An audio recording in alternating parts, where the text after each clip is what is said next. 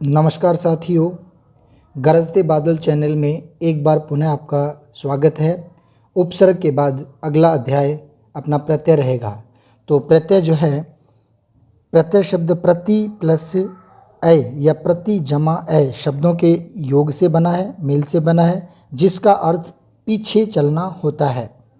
प्रत्यय वे शब्दांश हैं जो किसी मूल शब्द के पीछे, पीछे का मतलब है बाद में, लग करके अर्थ परिवर्तन कर देते हैं, उन्हें प्रत्यय कहते हैं। जैसे ये हमारा कोई मूल शब्द है और इसके इधर बाद में लगने वाला प्रत्यय और शब्द के, मूल शब्द के पहले लगने वाला उपसर्ग होता है। प्रत्यय जो है वो दो प्रकार के होते हैं, कृत प्रत्यय और तद्धित प्रत्यय। इसमें देखेंगे कृत प्रत्यय।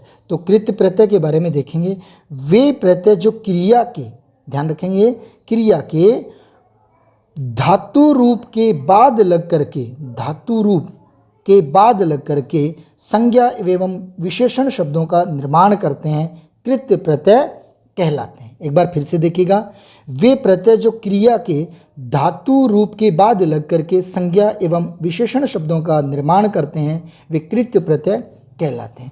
कृत प्रत्यय से बने शब्दों को कृदंत कहा जाता है। ये प्रश्न बहुत बार पूछा जा चुका है कि कृदंत प्रत्यय किसे कहा जाता है, तो ध्यान रखेंगे, कृत प्रत्यय से बने शब्दों को कृदंत कहा जाता है। इसके बाद देखेंगे, कृत प्रत्यय क्रिया के साथ निम्नलिखित दशाओं में प्रयुक्त होते हैं। अब देखेंगे कौन कौन सी दशाएं, जैसे क्रिया के कर्ता के रूप में, जैसे पठ से में हम जब अक प्रत्यय जोड़ेंगे तो पाठक, क्रिया के कर्म के रूप में देखेंगे तो चट जमा नी, चटनी, क्रिया की प्रक्रिया या परिणाम, प्रक्रिया या परिणाम के रूप में जब हम देखेंगे, या भाववाचक संज्ञा के रूप में जब हम देखेंगे तो उड़ जमा अन, उड़ान।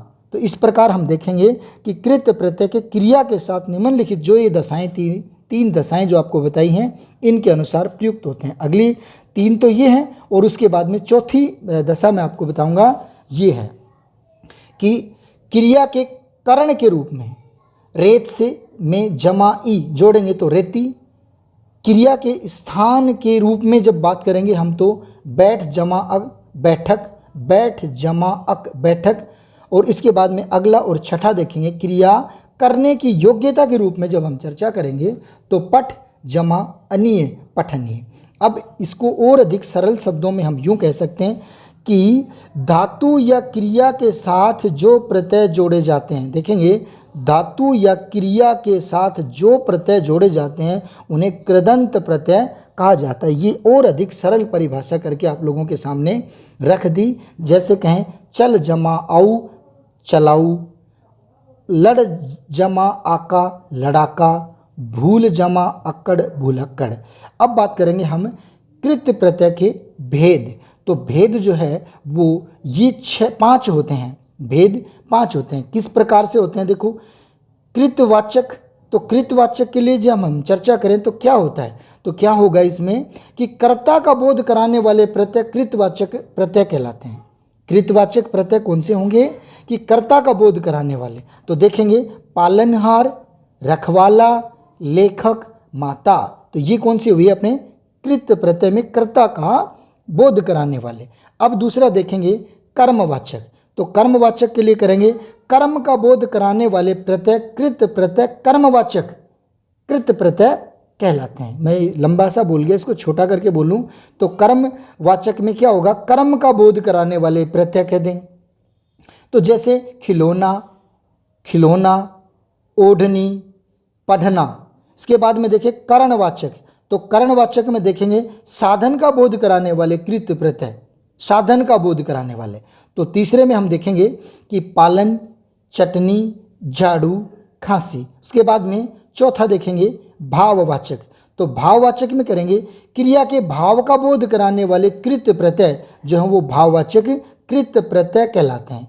अब इसमें हम देखेंगे कि भाववाचक में देखेंगे मिलाप, मिलावट, खिंचाव और लिखाई। इसके बाद में पांचवा इसका भेद देखेंगे क्रियावाचक।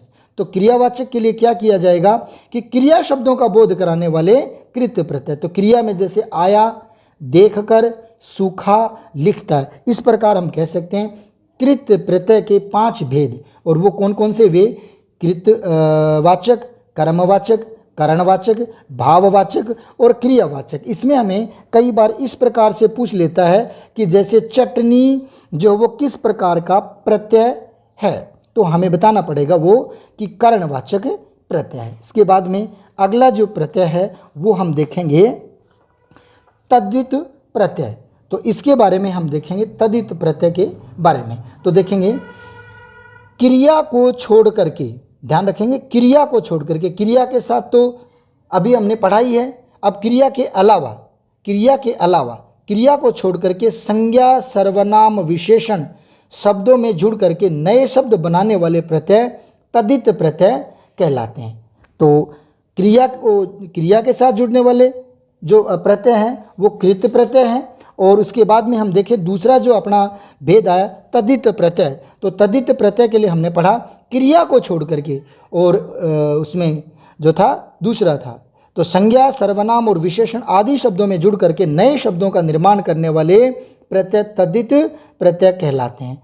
संज्ञा, इसको और सरल रूप में कहें, संज्ञा, सर्वनाम तथा विशेषण में जो प्रत्यय जोड़े जाते हैं उन्हें तद्धित प्रत्यय कहते हैं। अब तद्धित प्रत्यय के भेद कौन कौन से हैं? तो उसमें हम देखेंगे सबसे पहले कर्तृवाचक तद्धित प्रत्यय। कर्तृवाचक तद्धित प्रत्यय, इसमें हम देखेंगे कर्ता का बोध कराने वाले तद्धित प्रत्यय कर्तृवाचक तद्धित प्रत्यय कहलाते हैं। एक बार पुनः इसको और थोड़ा धीरे करके देख दो, क्योंकि आपके वीडियो का समय कम से कम लेकर के अधिक से अधिक चीज़ें मैं आप लोगों के सामने रखने की मेरी इच्छा है, तो मैं वही कर रहा हूँ। कर्ता का बोध कराने वाले तद्धित प्रत्यय कर्तृवाचक तद्धित प्रत्यय कहलाते हैं। जैसे आर जो है वो सुनार, लुहार, आर इसमें प्रत्यय है आर, और कौन सा जो है तद्धित। ई, माली, रेती, वाला से बनने वाले, गाड़ी वाला, टोपी वाला। उसके बाद में हम देखेंगे भाववाचक तद्धित प्रत्यय। तो भाववाचक में देखेंगे भाव का बोध कराने वाले तद्धित प्रत्यय भाववाचक कहलाते हैं। और इसमें देखेंगे जैसे आहट जोड़ करके हम करेंगे तो कड़वाहट, ता जोड़ करके करेंगे तो सुंदरता, मानी भाव की बात कर रहे हैं तो भाव यहाँ कड़वाहट और सुंदर, कड़वा और सुंदर। इसी प्रकार से मानवता, मानव भाव और ता। इसी प्रकार हम देखेंगे मोटापा, आपा जोड़ेंगे तो मोटापा, बुढ़ापा, बुढ़ापा, आपा जोड़ेंगे बुढ़ में हम आपा जोड़ेंगे बुढ़ापा। और ई गर्मी, गर्म से गर्मी, सर्द से सर्दी। तो इस प्रकार हमने देखा ये भाव हैं, ये भाव हैं। तो कौन सा? भाववाचक तद्धित प्रत्यय। तीसरा देखेंगे संबंधवाचक तद्धित प्रत्यय। तो संबंधवाचक की हम परिभाषा देखेंगे कि संबंध का बोध कराने वाले तद्धित प्रत्यय संबंधवाचक तद्धित प्रत्यय कहलाते हैं। संबंध का बोध कराने वाले तो देखेंगे इक जोड़ करके देखते हैं, शारीरिक, सामाजिक, इक समाज में सामाजिक, आलू, कृपालु, आलू, कृपालु और श्रद्धालु, झगड़ालु। उसके बाद में इला, इसको जोड़ करके करेंगे रंगीला, संबंध की बात कर रहा है, संबंधवाचक की बात कर रहा है तो रंगीला, चमकीला। उसके बाद में तर, समांतर, उच्चतर। तो इस प्रकार हम देखेंगे कि ये संबंधवाचक थे। अगला हम देखेंगे गुणवाचक, और गुणवाचक तद्धित प्रत्यय में हम करेंगे, गुणवाचक तद्धित प्रत्यय में हम करेंगे क्या कि गुण का बोध कराने वाले तद्धित प्रत्यय गुणवाचक तद्धित प्रत्यय कहलाते हैं। एक बार पुनः सुनेंगे, गुण का बोध कराने वाले, गुण का बोध कराने वाले तद्धित प्रत्यय गुणवाचक कहलाते हैं। जैसे वान जोड़ेंगे हम प्रत्यय तो गुणवान, धनवान, ये जोड़ेंगे तो भारतीय, राष्ट्रीय, आ जोड़ करके करेंगे तो सूखा और जो था रूखा। और इसी प्रकार से ई जोड़ करके हम करेंगे तो क्रोधी और रोधी। ये सारे क्या हैं? गुण। इसके बाद में हम देखेंगे स्थानवाचक। तो स्थानवाचक तद्धित प्रत्यय की हम परिभाषा बतौर देखेंगे स्थान का बोध कराने वाले, जैसा कि नाम से स्थान का बोध कराने वाले तद्धित प्रत्यय स्थानवाचक कहलाते हैं। जैसे वाला जोड़ करके हम बनाते हैं शहर वाला, गांव वाला, गली वाला। इया जोड़ करके हम बनाएं तो उदयपुरिया, जयपुरिया, जोधपुरिया। उसके बाद में ई जोड़ करके बनाएं रूसी, चीनी, जापानी, तो इस प्रकार से हम देखेंगे स्थानवाचक प्रत्यय में ये लगा करके हमने देखे। अगला छठा जो भेद है वो है ऊनतावाचक तदित प्रत्यय। तो ऊनता मतलब लघुता का बोध कराने वाले, ध्यान रखेंगे। ऊनतावाचक तदित प्रत्यय वो लघुता, छोटेपन का बोध कराने वाले जो हैं वो ऊनतावाचक तदित प्रत्यय कहलाते हैं। जैसे ईया जोड़ करके बनाया लुटिया, ई प्याली, नाली, उसके बाद में इड़ी चमड़ी, पकड़ी। तो इस प्रकार हम देखेंगे ऊनतावाचक लघुता का बोध कराने वाले। और सातवां जो और अंतिम जो है वह है स्त्रीवाचक तदित प्रत्यय। तो हम कहेंगे लिंग का बोध कराने वाले, स्त्रीलिंग का बोध कराने वाले तदित प्रत्यय जो हैं वे स्त्रीवाचक तदित प्रत्यय कहलाएंगे। एक बार पुनः सुन लें, स्त्रीलिंग का बोध कराने वाले तदित प्रत्यय स्त्रीवाचक तदित प्रत्यय कहलाते हैं। इसके बाद देखेंगे जैसे में देखेंगे पंडिताइन, आइन जोड़ करके, ठकुराइन, इन जो जोड़ेंगे हम तो मालिन, जोगिन, नी जोड़ेंगे मोरनी, शेरनी, आनी जोड़ेंगे तो सेठानी, जेठानी,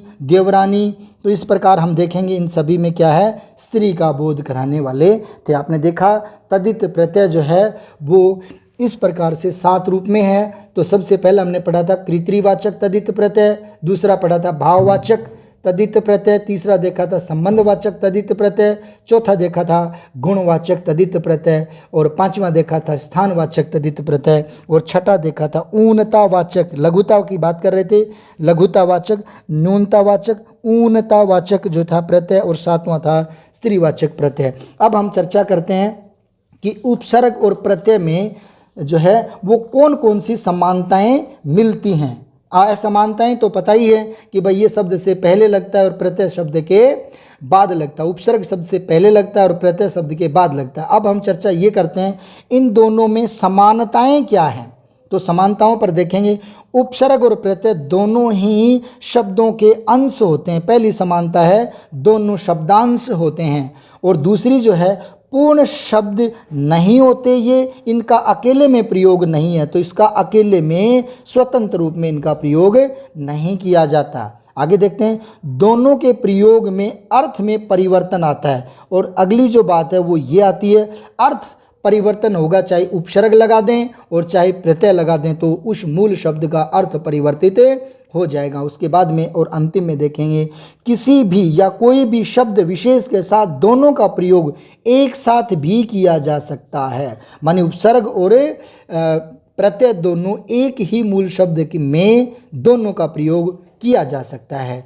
आशा करता हूँ कि आपको ये प्रत्यय का वीडियो पसंद आया होगा, और मैं आप पुनः साथियों का धन्यवाद करना चाहूँगा कि आप इसी प्रकार से मुझे जो है आप अपना मोटिवेशन बतौर जो है आप मुझे लाइक और सब्सक्राइब कर रहे हैं, इसके लिए मैं आपका तहे दिल से आभारी हूँ। धन्यवाद, बहुत बहुत धन्यवाद।